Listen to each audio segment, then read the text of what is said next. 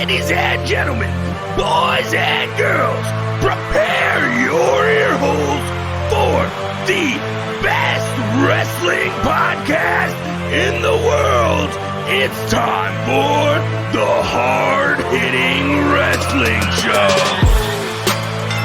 Hello everyone and welcome to the Hard-Hitting Wrestling Show. This is the post-elimination chamber and the road to WrestleMania. I myself, Ovi Muniz, your host with Tyler Bard. We also have Frank Cuesta and Hector Vasquez. Awesome matches this weekend. One that we had thought, even though it wasn't an all-star lineup, but it was plenty of action going on. So we're going to talk the post-reaction to the Elimination Chamber, talk about what happened on Monday Night Raw, and the road to WrestleMania, what we're going to see between now and the day, which is on April 5th, 2020, WrestleMania 36. Coming up, baby. So we'll start off with, again, the Elimination Chamber. First match, Daniel Bryan defeated Drew Gulak, which apparently not that much build up to this story, but man, was that one hell of a match. And I'll start with you, Tyler. I mean, Drew Gulak, you got to give this guy some props. He can go, but we saw that coming. The lead up to this match was so exciting. Everyone was so ready to see two guys who are so technically savvy go at it, and I couldn't have been more pleased with how they looked. I would have liked to see Drew get a W there, but Daniel Bryan's the man, so I'm not mad about that either. Right. This guy had a PowerPoint presentation of how Bryan was vulnerable. I love it. And stuff, and what ways could improve. I mean, he even mentioned the reason why he had lost to The Fiend. Right. But Daniel Bryan gave in, and the post-reaction he had off camera was is that he wants to join Drew Gulak, and he wants to be better. Yeah. So we're going to have to see what's going to happen this Friday on Friday Night SmackDown on Fox. Hector, any more saying to this match? Were you surprised by the events that happened with Drew? I think with the whole Elimination Chamber talk, that it wasn't going to be, living up to par, it was a waste of time for a pay-per-view. I think it started off absolutely fantastic. That's what we wanted to see. And it gave me a scare because it looked like for a time there, Daniel Bryan did not know what to do or if he needed to even continue this match because everything was being countered. Even though he, got the win at the end, but yeah, it shows that Gulak is going to get him sooner or later. He will get him eventually. But yeah, it was a great match. I loved it. You're right, and you could tell that Gulak studied him very thoroughly. I mean, he didn't have that success with Braun Strowman when he tried to pull that stunt about him having a PowerPoint presentation on him. That didn't go too far, and many of us thought that, this is a way of burying Drew Gulak. I mean, this guy's a former WWE Cruiserweight champion. Yep. He's been on a losing streak ever since he lost the title to Lio Rush. And for him to have this match with Daniel Bryan, that's a big step up. Yeah. And I hope we get to see more of Gulak. I do too. Right there. Frank, are you still with us? Frank is not with us right now. That's fine. We'll carry on. AJ Styles and Aleister Black had a no disqualification match. Styles lost the match because of the one man only. Hector, I'll start with you first. The Undertaker showed up. I felt it was kind of predictable. You're going to put this man in a no disqualification match after you got him jumped on Raw, go through a little gauntlet match. You knew you had to see something like this coming. AJ's been mocking The Undertaker with his finishing moves and everything, so you knew The Undertaker was not going to let this rest lightly. So, I think it played out just perfectly, and stuff like that. And, I just, like I said, it was much predictable there, but it was a good win for him. And it just leads now for AJ to focus on what he needs to do with The Undertaker.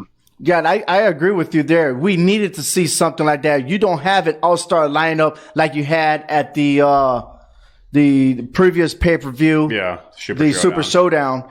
And to have the iconic dude like The Undertaker to come out, and you don't want to bury Aleister Black. I mean, this guy is phenomenal himself, okay? This guy hasn't lost any match until he's received that beatdown from the OCs a week ago. And for him, I mean, Aleister Black put it on him. Yeah. He put it on AJ Styles. And, Luke and Carl actually let them match up. Yeah. It wasn't like previously they were distracted on whatever. Them two actually, AJ Styles and him were locked on. But as soon as they knew that AJ Styles was about to fall, they intervened. And of course, the bell rang. Right. And there goes The Undertaker. And AJ Styles did not punk down. He didn't run away. He actually went after The Undertaker, but caught in the air and got chokeslammed once again. Gorgeous. Yes, gorgeous it is. And here we have it. I mean, we're going to cover it more on Monday Night Raw. Yeah. But we'll see what reaction AJ Styles had during that match afterwards. We'll fast forward, Tyler, the United States Championship, Andrade versus Humberto Carrillo. Many had thought that Carrillo was going to win it.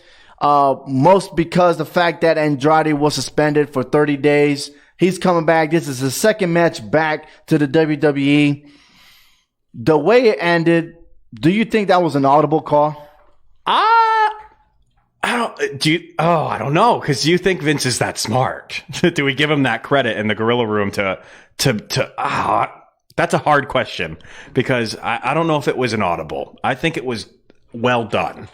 I think it looked like the finish. It was good enough. I'm trying not to be too vague here, but I wasn't annoyed with that match. The way it ended was okay for me, but I think that the storyline has been so good and they could have done so much more by changing champions. And then it could have kept the storyline moving in another direction. This leads to that the rivalry could end right here. This is their sixth meeting. Right. Okay. And the fact that each time that Andrade beat Carrillo, he's never used his signature move to put him away. It's always that whatever roll up they had. Right. And this time around, Andrade was holding his pants. Right. For that 3 count. Hector, I mean, do you think we still should see Humberto chase Andrade, or is this story pretty much over for him to chase the United States title? I think it should be over with because I was going to talk about that later on in our segment. I think this should be ended all. You know what I'm saying? I think to me, we were stuck in a rock and a hard place here. Andrade, yeah, he had his suspension. You think you should have lost the belt. But then you got Carrillo here who's just still fresh, who's new, who's still learning the business. Do you put a title on him right away just like that? And now you got to make him, a face on Raw every single night with the United States title? So I think we could take a different turn here with Carrillo and then build it back up later on. But, I mean, this was a good feud. I think, they worked well together for the time that they had their matches. Like you said, Andrade could not beat him, with his finishing move. He had the final way of doing it. But I think it was still a good match overall. It wasn't boring. It was good to see, that luchador type match either way. I think it was good for us to watch that, so I enjoyed it. It's always good to see the Latino World Order making things happen. I mean, we even saw it on Monday Night Raw. We'll discuss later with Angel Garza and Rey Mysterio. But I would have seen Carrillo win it and then him losing to Garza. Then Garza losing to Rey Mysterio and that title be passed on because these matches are that good. Yeah. And there's nothing wrong with that because the title will still be prestigious. Because it's always the best man at every given night. Absolutely. And that should be better than the 24/7 title. Honestly. Yes. Yeah. Honestly. It should be, but I don't know. People are becoming more and more invested in the 24/7 title, and I'm okay with that. And I got a different opinion on that, but hey, that's for another time. But the other opinion that people will question is the Seth Rollins and Buddy Murphy. Now, they established a rematch. Street Profits went ahead. They're the champions. Defeated Seth Rollins and Buddy Murphy for the Raw Tag Team Championship. I mean, this rematch, I don't know what else to explain. I mean, this was still that predictable. Yeah. Yes. And we always go back to predictable, but I at least thought it was a good match. There was good flow to it. And what's a shame was it was all of the matches outside of the chamber that were good. The ones inside the chamber just left me disappointed and upset. So, I'll give them that credit in that regard. Seth Rollins can always go. We always know he's going to give us a good match and a good product. And the Street Profits. I mean, come on. They're like the new Rock and Roll Express. These guys are so much fun to watch. And I'd like to see them hold the titles for longer than a few months. And I'm glad they didn't just give them right back to Seth. There was nothing wrong with that. Yeah. But then again, at the same time, when do you ever see, I mean, Hector, if you remember, has there been ever time when somebody won a championship on a pay-per-view and then the next pay-per-view they lose it? I don't think I've ever seen that. No, if it has, it's been a long time. It has to have happened. There's people who win championships at a pay-per-view and then also lose it at the same pay-per-view. So, you know. Oh, it's still a pay-per-view. I mean, you're right. You're absolutely right. But, I mean, we've seen Charlotte Flair and Sasha Banks go back and forth. Sasha winning it during the Monday Night Raw segment, and then Charlotte wins it in the pay-per-view. Right. You see what I'm saying? Yeah, true. So we've seen that already. But hey, the biggest surprise there from losing titles is one other than Braun Strowman, who went down by Shinsuke Nakamura, Cesaro, and Sami Zayn in an Intercontinental Championship handicap match. Now, if you've seen this, you would think that, hey, how you have a handicap match 3-on-1, right? And then whoever pins Braun Strowman gets to wear the belt. Now, I'll start with you, Hector. Did you see this coming?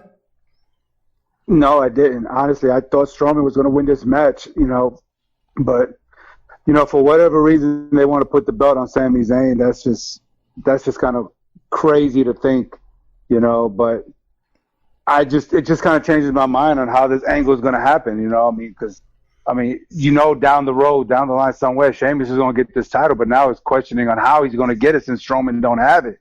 And are we screwing the big man over again now? You finally give him a singles title and now you take it away from him. I've always had this argument about the big man. Why can't they have a singles title long enough to, reign dominance? It's like McMahon got something against the big man. Okay, I'll give you the title, but then I'm just going to take it away from you. You know what I'm saying? It's just my opinion on that. Disappointed is the best word I can give for that match. Of all three of them, Sammy wouldn't have been my choice to win that title. He was third on that list. I liked Sami Zayn when I liked Sami Zayn. I don't want WWE to tell me, oh, now we're going to push Sami Zayn. It's like what they did with Roman Reigns. Everybody loved Roman Reigns. Loved him when he came up. And then WWE was like, oh, we'll like him 2 years after the hype is gone and push him after you all have forgotten about him. That's what's happening with Sammy right now. And we've wanted Sammy to be champ for years. For like 3 years in a row, I picked Sami Zayn to win Money in the Bank because I wanted that guy to be champion so bad. And now that he's the dancing moron that he is, leading Shinsuke Nakamura out to the ring, now you give him a title? Yeah, I think he was well overdue for a title, but not this way. Yeah, you kidding me? No. He's basically a manager. I mean, this is a guy that hang tough on his first match on WWE with John Cena, put up a good fight. With a dislocated shoulder. Exactly. And then all of a sudden, Kevin Owens won the title before he did. Right. Or they could have been champions at the same time. True. Because these two were that good. But unfortunately, hey, give proud. Let's see what happens, how he carries over with this belt. Right. I'll give it time. If I was Cesaro or if I was Shinsuke Nakamura, these two did all the work. Right. Shinsuke kept pounding Braun Strowman to the head over and over again. And that's what led Braun Strowman to fall down and lose the title. I give it that much because suffering a head injury, that's a big one. Right. But anyhow, Sami Zayn is the new Intercontinental Champion. Let's see how that plays off. Will Shinsuke and Cesaro remain with Sami Zayn, or will they split apart? Because that could also be a factor, a jealous factor. But hey, that's my prediction. Who knows what can happen afterwards. But the best thing here is leading on to the Elimination Chamber. All right. The Elimination Chamber match was the SmackDown Tag Team Championship. You had The Miz and John Morrison, who were defending their championship belts for the first time.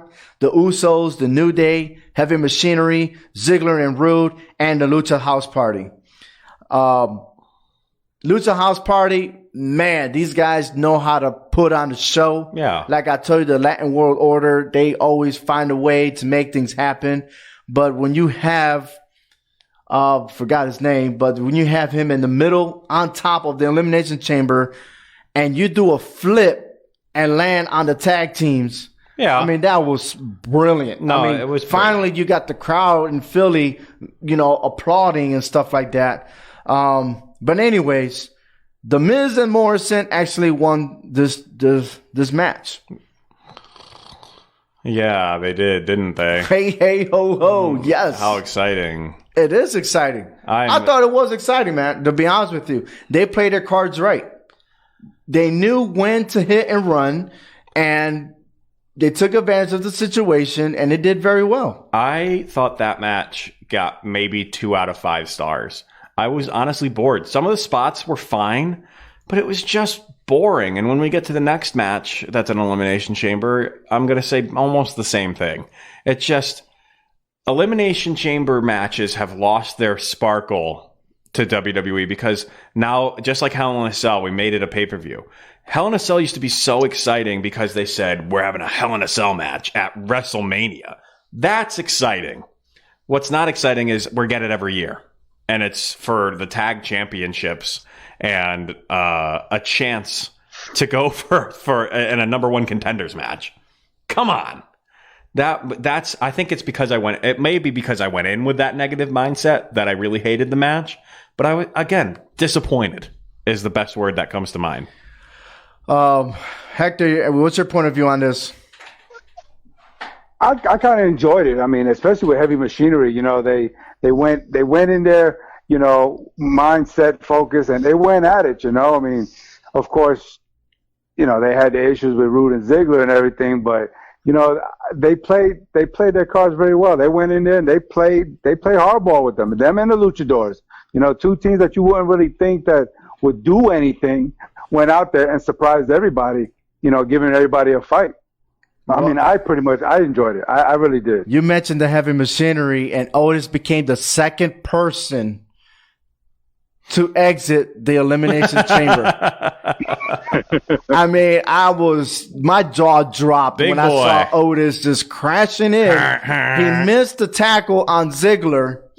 Would have been fabulous if both of them was out the ring. But he crashed all the way to the outside of the chamber, landed on the mat outside the ring. And he received medical attention.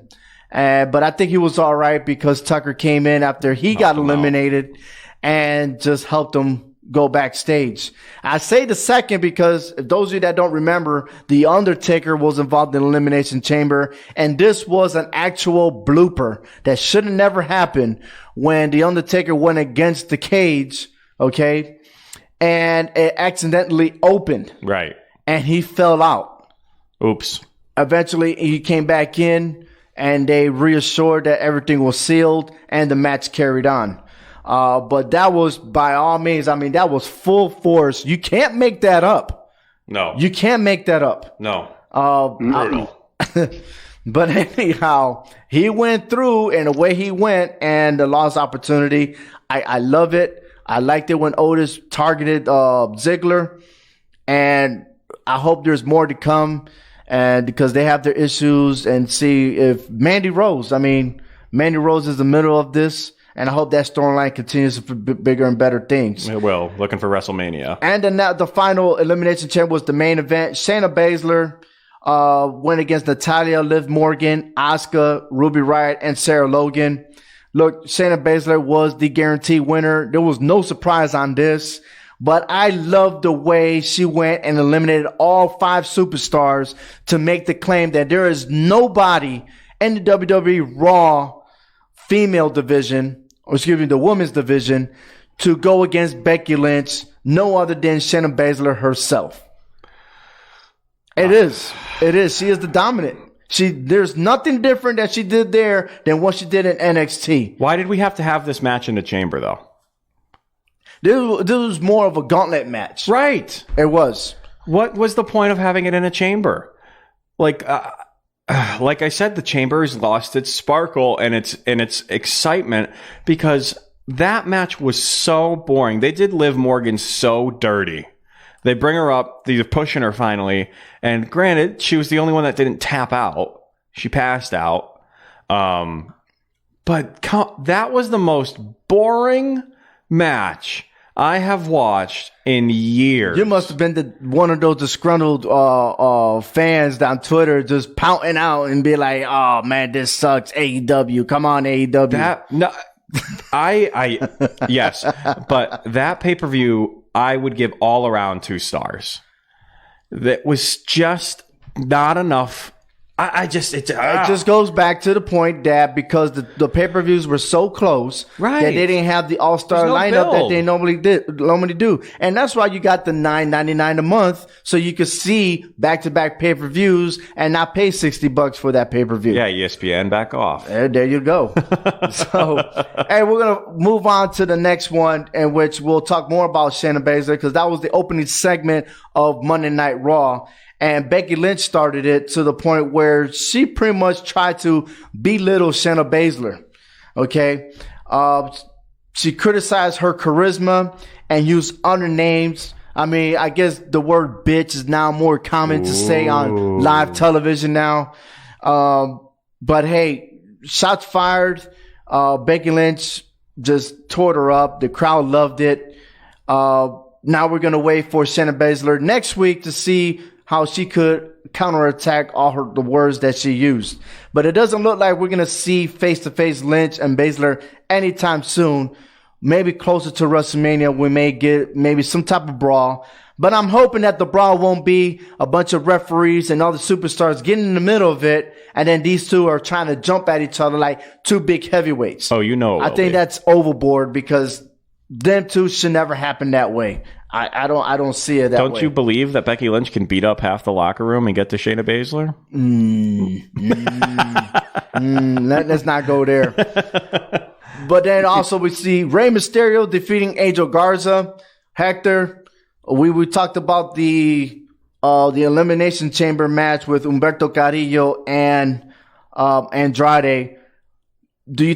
What do you see on this match? Could we see these 2 or these 4 superstars go at it for a fatal 4-way for United States title?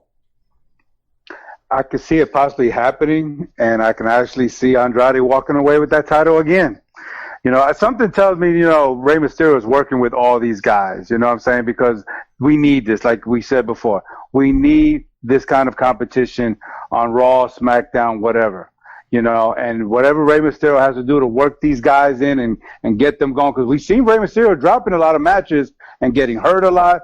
I think he's helping trying to pass that torch to mold these guys to where they need to be at so they can be successful as luchadors in the ring.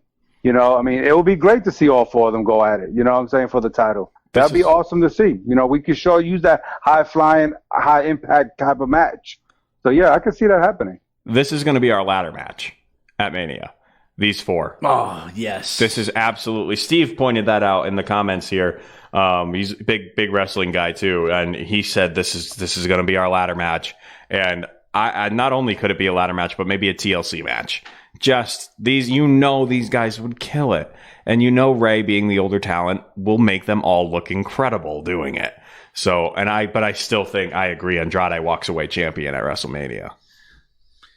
I think that title's got to change, man. And WWE, maybe they're waiting for the right moment to change that title. But when you have a person that was suspended for 30 days, and I'm just using that as the only excuse, no disrespect to Andrade, we don't even know the truth behind what really happened that caused his suspension. WWE only said the wellness policy, so there had to be some type of drug testing. Right. But you got to give that title away to somebody else and redeem yourself again, that you're honorably going to do the right thing for the organization. And that's just me. In-ring performance, not a doubt. Andrade is good. Right. But, man, I am a big fan of Angel Garza. Yeah. I really am. This dude got the charisma. He got the females. I mean, look, he came out to the ring and he was kissing this lady. Oh, yeah. I was like, damn, that always reminded me of Rick Rude back in the days. Ladies. So, but the other guy, too, that we're going to mention next is Bobby Lashley. Without Lana is doing a movie right now. And Bobby Lashley looked like the old Lashley we knew from the beginning. Yeah, brutal. Went hard at Zack Ryder, tore him up, didn't even last long. This guy looked like a beast, someone that he's ready for a Brock Lesnar type of superstar. I hope so. I wanted that when he first came around. I was calling Brock and Bobby were going to have this rivalry, and it just never happened. Nah. And it should have. And you're right, but with this Lana story and Rusev that pretty much downplay everything, but I think Bobby's better off being on his own. That storyline's over. But somebody else needs help, and that is not only Eric Rowan. Eric Rowan could be any type of jobber out there, but he is a jobber himself with the rest of the superstars. Right. Drew McIntyre defeated him, giving him a Claymore, 3-2-1, and that's all, folks. That was it. Drew gaining momentum with his character. He looked stronger than ever, getting ready for WrestleMania's main event. Hector, I kept saying this before. We talked about this, but don't you think Eric Rowan's better off than Aleister Black going to the Messiah? I think Eric Rowan will fit better on that side, honestly. Yeah, I mean, and don't be surprised that he will go ahead and draft. You're going to go ahead and recruit him. He's going to need that extra muscle on that team, you know. Now that his tarantula got squashed. Oh, I think they heard our podcast last week. Kill it. You kept Kill saying it now. that if it's something they carry on, Better that not be long term. You're going to stop watching wrestling. And it sure did. Drew McIntyre heard you. Yeah. He was just like, no, we need Tyler to continue the hard hitting podcast. We need I feel like we're going back and forth because we're talking about Bobby Lashley being who he is. Rowan is not. Now we're going to jump right back to the good thing, which is the Kabuki Warriors are back Hell to their yeah. winning ways. And hey, Alexa Bliss and Nikki Cross are calling them out. Don't be surprised if they show up on SmackDown and confront them too. Maybe they'll disrupt the moment of bliss. Oh my God. And I mean, if the champ is going to go to them, they might as well go to the champs. Yeah, might let's as play. well. yeah, the moment of bliss is going to be dismissed because the Kabuki Warriors are going to green spray them and cover their pink hairs. I'm telling you. Look at you with the rhymes. Yeah, man. Did you know I was a rapper? I didn't. I'm going to stop right there then. But anyways, it's good to see the Kabuki Warriors coming back. But I don't think they're going to lose that title anytime soon. Nah, Mania. The biggest secret is what's going to happen after WrestleMania. And they're still going to be the tag team champions. But I needed some kind of close caption. Said what? I needed something on my TV as translation because that annoyance that they were yapping, I didn't understand a word. I think it would have been good if I understood what they were saying, but since to me it was all gibber jabberish, it was just annoying. You okay? I didn't understand anything. You could have been cutting me out and I'm over here watching. I don't know. My SAP button didn't work either. Yeah, no. Yeah. They don't bring the Asian announce teams for Monday Night Raw, unfortunately. I even asked Alexa to translate. They were talking too fast. Alexa couldn't keep up. Anyhow, but I could tell you who kept up, and the shots were fired, and that was AJ Styles. Oh, I'm so AJ ready Styles for it. vented about The Undertaker. He made it personal by initiating a challenge to The Undertaker at WrestleMania. He addressed Michelle McCool, all right? And if you don't know, he is the wife of The Undertaker. I mean, who didn't know? Maybe all these newcomers of wrestling didn't know. But anyways, she is the wife of The Undertaker. And he stated that he'll be the one to bury the dead man. Now, this promo was phenomenal. I see. And we will see next Monday, which they announced that The Undertaker and AJ Styles will have a contract signing. Oh my gosh! On 3/16 day. Oh yeah. my gosh. So on 3/16 now, I doubt that Stone Cold would ever get involved. I think Stone Cold is going to show up. If he doesn't start the show, he's going to end the show. Yeah, well, we all know how it went last time we ended the show, so hopefully that doesn't happen. AJ Styles made some valid points, and which I totally agree with. A lot of these veterans, hanging around by a thin thread for whatever reason, they just need to hang it up. He made a valid point that, Undertaker had a great showing when he lost to the Roman Reigns. He had a lot of respect on that part, leaving his gear there. But then for him to continue coming back, I get what he's saying. I'm an Undertaker fan, but I get what AJ's saying. Goldberg, the same thing. Leave it alone. Leave it now to the next generation. Let these guys handle their business. Look, I'm all for the Undertaker to show up for those WrestleMania moments. But you're right. I mean, we were constantly takes up a spot. There's a saying, and look, no disrespect, because Goldberg mentioned this too, and he had an answer on the podcast. But I'm going to read it. Sometimes, because we don't have a face in the WWE, because we really don't. We don't have a John Cena anymore. Right. We don't have Stone Cold. We don't have The Rock. We don't have Hulk Hogan. Right. These are the guys that you'll see that is the face of the WWE, but we don't see the face in WWE today. Right. So, so it's supposed to be Roman Reigns. It's supposed to be. You're right. But then he got into the brawl with King Corbin. Right. And look how that happened. I mean, there was too many matches. Right. So the biggest problem I see is that when you start a storyline, I got 1 or 2 pay-per-views, but when is it going to end to carry on to the next opponent? You know what I mean? That's fair. So we don't have these superstars going at it, and that's the reason why we don't see all these superstars getting the chance. Even if it's just one match. Look at R-Truth. R-Truth got a chance to face John Cena. And if you look at his documentary, it was a mistake about Little Johnny, because he even said that was a mistake. He was supposed to dress John Cena, and he said Little Johnny, and then he went with it, and it was a success. Anything he does was a success, you know what I mean? But he got that fame, and then led on to bigger and other things than trying to chase a championship belt. True. True. So anyhow, I had a point there, but the legends are needed at times. And I feel like, yes, the legends are needed because it's WrestleMania. There's the big thing. And I respect to Goldberg. He's still in physical shape. He still got it. You know what I mean? But then you look at The Undertaker. If Goldberg still got it, then he should have finished his move against The Fiend easier. I'm saying. Dude, do you know how The Fiend weighs, man? Then don't do it. It doesn't matter. He still did it, though. Barely. It looked like he picked him up and then realized the weight was too heavy and put the weight back down. It looked like he went and racked up some weights and was like, oh, no, never mind, and put it back. That is true. That is true. I look that way, yes. As the great John Cena says, your time is up. My time is now. These old guys need to get out of here.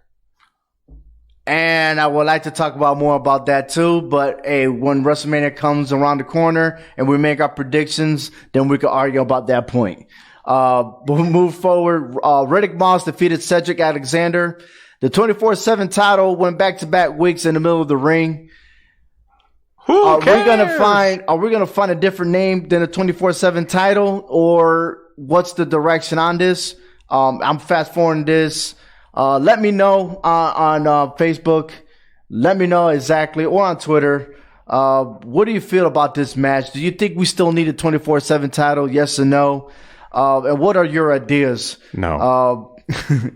The big story that a lot of people were anticipating is the return of Edge. Edge came back trying to chase down Randy Orton. I think this storyline was beautiful. I mean, it had to happen. I mean, if someone attacked your wife, what would you do? Yeah, fair. Right, Hector? I wouldn't even put my wife in that situation. Yeah, right? So you're saying Edge You wouldn't put yourself up? in that situation, but check this out. What about if your wife didn't even listen to you and just went out there anyway to defend your honor? You see what I'm saying? Boy, we got issues there then, because you got to know what you're getting yourself into with the Viper. Are you trying to sound like Kevin Hart now? Yeah, right? Beth should have known better. going out and confronting Randy Orton. What are you doing? I mean, I get you're the Glamazon, but good Lord, you got big. Eliminates the Great Khali from the Royal Rumble and suddenly thinks she can go toe-to-toe with the Viper? I don't think so, Beth. That broke my heart. All right, the main event, Aleister Black versus Seth Rollins. Was supposed to be the main event. They got converted into a 8-man tag team. Oh, weird. I'll be honest with you. I think that match kind of dragged. Really, I don't know if they were confused who was supposed to win or what. But at the end, Seth Rollins was really the last man standing after the match. Kevin Owens showed up. They battled a little bit, but Seth Rollins curb stomped him 3 times and made it known to everybody he is the Messiah and he is the face of Monday Night Raw. It was a good end. A good ending, but I think it was very, very long. Yeah. Very long. Well, they did a Teddy Long. They said, oh, look, there's a lot of people we haven't used yet. Might as well have ourselves a tag team match. Unfortunately, The Undertaker wasn't around, or they would have thrown him in. The good thing is also Aleister Black, he once again outperformed Seth Rollins back-to-back. AJ Styles, now him. I think he did a better job than Humberto Carrillo because he was in the same situation too. Right. He battled AJ Styles, battled Seth Rollins, and even though he didn't get the win, Aleister Black, on the other hand, did get the win. But as soon as he was going to defeat Seth Rollins, there goes Buddy Murphy or Smurfy Murphy to take him to interfere. And now, with all that going on, we still got NXT going on Wednesday. Brilliant stuff going on there. And, of course, this Friday we have SmackDown. There's more to this, and it's going to even develop even more to where there's so many stories. It's going to get chaotic at times, but, hey, everything's going to fall into place within weeks to come. We'll break it down for you. So far what we have is the WWE Championship, Brock Lesnar versus Drew McIntyre. The Universal Championship, Goldberg versus Roman Reigns. That is for the King of the Spear. John Cena versus The Fiend. Bray Wyatt wants his payback. And we'll see if Cena will give in or fall out. We'll see about that. Something's got to happen this Friday. The Raw Women's Championship, Becky Lynch will face Shayna Baszler. We got the first time NXT Women's Championship on WrestleMania. Rhea Ripley versus Charlotte Flair. We didn't even talk about that because Ripley did show up and smack Charlotte Flair in the face. That was pretty awesome there. Then next week we'll see the contract signing with The Undertaker and AJ Styles. Not official yet, but it's gonna happen. Edge versus Randy Orton. For sure. We definitely we'll see Kevin Owens versus Seth Rollins. For sure. And then the Intercontinental Championship. Now, that's still up in the air. The prediction you will think is Sami Zayn and Braun Strowman, but I don't think that's going to happen. I still think that Sheamus somehow is out there to prove he is the ultimate Grand Slam champion. Hector, you had more about this, if you care to elaborate more. Hold on. Yeah, we talk about this Grand Slam champion and everything, but, I feel like, we don't give the Triple Crown winners in the past any kind of due respect, the one who paved the way for us in the WWE. Not, I get there's other organizations and everything, but we're talking about WWE here. We had a lot of great champions in the past who don't get recognized like we recognize, all these great Grand Slam champions, all these young guys who are coming up and winning all these titles and winning all these events. But, we cannot forget who paved the way for these young guys to become who they are now. These guys like Pedro Morales who became, Triple Crown winners, you know what I'm saying? And it's not it's not their fault that there was only 3 titles back then because McMahon only had a heavyweight title, Intercontinental title, and a tag title, But it was a great achievement back in the 70s and even in the 80s to win all 3. You know what I'm saying? Because, when you got people like Hulk Hogan coming up in the business who kind of hogs up the spotlight with the World Heavyweight title, it's hard for you to try to get into the business to try to win all those titles. So, that's just my opinion. I would like to hear what other people got to think about that. But I think, we got to recognize those past Triple Crown winners when we talk about Grand Slam champions, because it's not their fault there wasn't no 4 or 5 extra titles out there to win. Right. We didn't see most of the titles until WCW got disbanded. Right. Exactly. And then we had the more titles on the show, but And then we had ECW, which added the miscellaneous titles like the Hardcore Championship, ECW title, right? ECW tag titles, title. right? Mm-hmm. So the question comes to play, and we had this discussion: who is the fastest Triple Crown winner? Who's going to win? From the time that they won their first world title to gathering all 3, who was the fastest? I mean, that's easy. Oh yeah, of course it's easy because you know that already.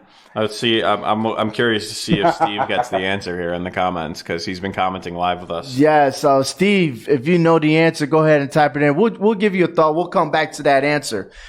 We still have the Andre the Giant Memorial Battle Royal, and we also have the Women's Battle Royal that's going to take place at the WrestleMania. And there's still more cards out there. WrestleMania normally has at least 14 matches. Right. You know, so if there's a match that I have not mentioned, we'll start with you, Tyler. What one match you would like to see? Ooh, one match I'd like to see. Well, I'd like to see this man return. He's getting into shape, even though I just kind of bashed on the old guys. I know this guy wants to come back and have one more match in his WWE. I know. Don't give me that look. Do you already know who I'm going to say? I think so. Hulk Hogan? Yes. Yeah. Oh, come on. I would like to see. Look, if Booker T couldn't come back for the Royal Rumble, what makes you think Hulk Hogan will? I would like to see Hulk Hogan versus Sting. I don't know if it's going to happen this year, but I'd like to see them maybe have a confrontation, like Hulk Hogan comes out and gets the crowd going nuts, like they kind of did with John Cena and The Rock. They just built it out for a year, and have have Stinger interrupt him, and they could have a tense moment at WrestleMania and build it up to next year. So, okay, that's what I'd like to see this year. All right, Hector, what'd you have? I really didn't have anything. I mean, I definitely would not go with an old timer. I'm just getting tired. If anything, we might as well just bring back, the NWO and put them in a retirement match. Well, the NWO will be there. The hall. That's why I said Hulk Hogan. Right, NWO will be there. Trust me. Oh yeah, I thought they were gonna be at the Elimination Chamber to help Braun Strowman out. I just had an amazing thought. Happen.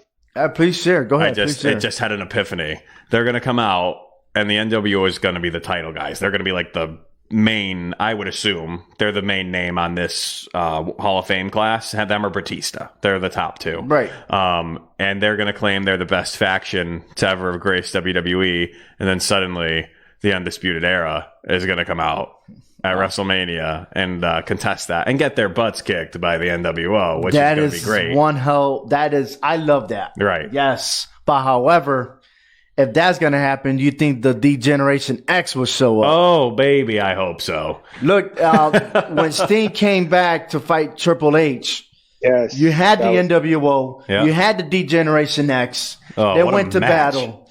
And then now you got the new brand NXT to show up. And yes, and I still think that the Undisputed Era will show up on Monday Night Raw. I hope after WrestleMania. Now, a lot of people don't like that idea because NXT is the brand, but those guys can do it. Adam Cole and Seth Rollins.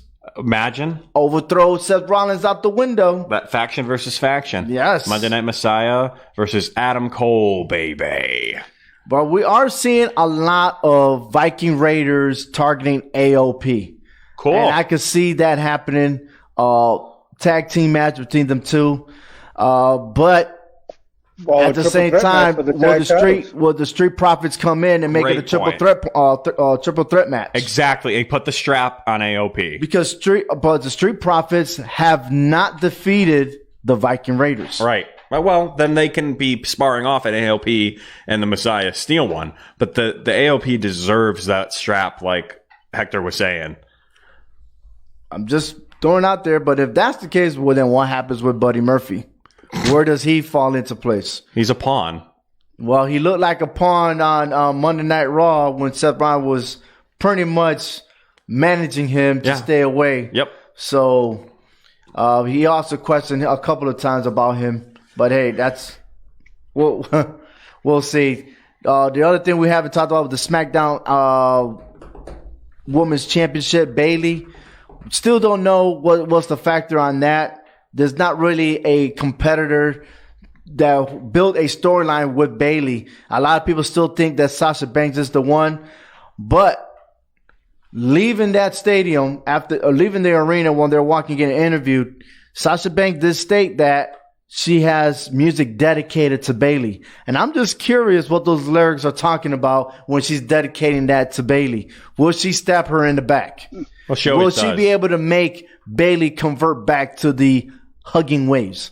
I'm just saying. I don't know. I hope not. I love badass Bayley. But it's getting dry, man. I'm not really a fan on that stuff. I was the biggest fanboy when she came out with that short bobbed hair and she slashed all of her. Yeah, but you would think that things will get created and be better, but it's a stalemate when it comes to that. I think that she's going to fight an NXT star as well at Mania. You think? Well, I did say the only other one is Bianca Belair, and she's but your boy incredible. Justin doesn't want that to happen. Well, he doesn't want anyone from NXT to come up to the main roster. He wants NXT to just take over. I don't think Bianca Belair would do it just because her husband is on Monday Night Raw. And WWE is real good in pairing the couples together in the same brand because they will travel together. Yeah, but for a title opportunity, you don't have to win. She doesn't have to beat Bayley. Nah, yes, she does. Bayley don't need to be champion no more. I don't. That's just my opinion. Yeah, we'll see. We'll let that one go. What do you say, Hector? You know, when you talk about couples like that, I was thinking about Aleister Black going after Andrade's title. I mean, we know that they faced each other at NXT TakeOver a couple of years back for the NXT title. And they faced each other on SmackDown as well. Yes, and we know Selena Vega's with Black. Okay, so why not? You know what I'm saying? I don't think they want to use right now. It's really hot with Zelina Vega with Andrade and Angel Garza. That I think that doing that for WrestleMania is too soon. Yeah, maybe for SummerSlam or maybe the following year for WrestleMania or something. Because they're gonna be in Hollywood, so we'll see. But I think it's too soon for that. But anyhow, hey, we just covered a whole bunch of stuff between Elimination Chamber, Monday Night Raw. Tune in to us every Tuesday at 7:30 Eastern Time. Again, this is the road to WrestleMania. This is brought to you by the Clovercrest Media. If you're interested in starting your own podcast, by all means, go to clovercrestmedia.com. Learn more about it. Contact Joe Aguirre. He is the owner of Clovercrest Media, and he will definitely suit your needs. That's right. 100%. And you have the studio for free. So you want to do your recording and stuff like that, by all means, everything's free provided. And like he says, they're better than iHeartRadio. Hey, it is what it is, His baby. words. It's his words, not mine. I'm just relaying the message. But there are many podcasts with Clovercrest Media that discuss different topics, whether it's sports, politics, or realtors and stuff like that. But all means, Dating. everything's there. Word. Oh, hey now. But anyways, thank you for listening to the Hard Hittin' Wrestling Show. I'm Ovi Muniz with Tyler Bard and Hector Vasquez. Frank Cuesta was not with us, but we'll get him in soon. And before we let you go, we'd like to say congratulations to Hector Vasquez and my son Jovi for winning the Elimination Chamber pay-per-view. They are the champions leading into WrestleMania. We holding up our red cup. We want the smoke. You're going to get that smoke come WrestleMania on April 5th, my friend. I tell you that. So by all means, Brother, you're talking to the three-time champ. and that's why we lowered his volume, because we don't want to hear him anymore.